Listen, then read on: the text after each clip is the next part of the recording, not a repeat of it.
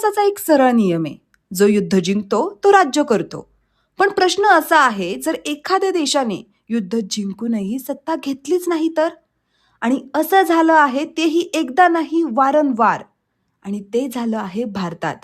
चला, मेन व्हिडिओला सुरुवात करण्याच्या अगोदर चॅनलवरती नवीन असाल तर सबस्क्राईब करून घ्या आणि व्हिडिओ शेवटपर्यंत पहा. सगळ्यात पहिलं उदाहरण आहे मराठे आणि दिल्ली. 1757 नंतर मराठ्यांची लष्करं दिल्लीपर्यंत पोहोचलेली होती. मुघल बादशाह कमकुवत झालेला होता. दिल्ली ताब्यात घेणं अगदी शक्य झालं होतं आणि घेतलीही होती. पण मराठ्यांनी काय केलं? दिल्लीवर थेट राज्य केलं नाही. मुघल बादशहाला सत्तेवर ठेवलं, पण तिथले राजकीय निर्णय स्वतःच्या हातात घेतले.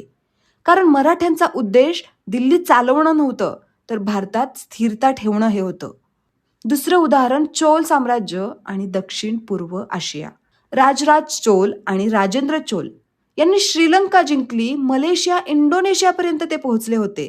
पण तिथे त्यांनी वसाहत बसवली नाही किंवा स्थानिक राज्य नष्टही केली नाहीत. फक्त व्यापार मार्ग सुरक्षित केले आणि समुद्री प्रभाव प्रस्थापित केला. आजही त्या देशात भारतीय संस्कृती दिसते, पण तिथे भारतीय सत्ता नव्हती.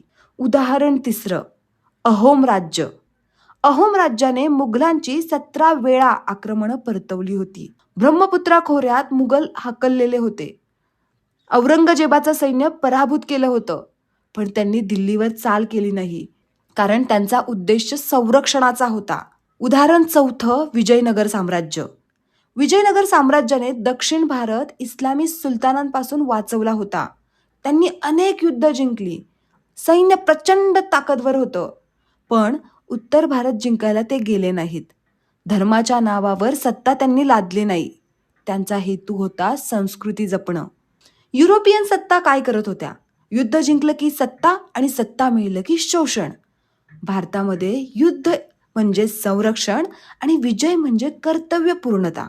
म्हणूनच भारतात जे आले ते राज्य करत गेले आणि जे इथे होते ते लढतच राहिले. म्हणून लक्षात ठेवा, भारत कधीच दुर्बल नव्हता, भारत कधीच अडाणी नव्हता. पण भारताने सत्ता ही अंतिम ध्येय मानली नव्हती आणि इतिहासात हे नैतिक बळ राजकीय नुकसान ठरलं. जर तुम्हाला इतिहासाचा असा न सांगितलेला पण कागदोपत्री असलेला भाग आवडत असेल तर आपल्या चॅनलला आत्ताच सबस्क्राईब करून ठेवा. व्हिडिओ आवडला असेल तर लाईक शेअर करायला विसरू नका. भेटूयात पुढच्या व्हिडिओमध्ये.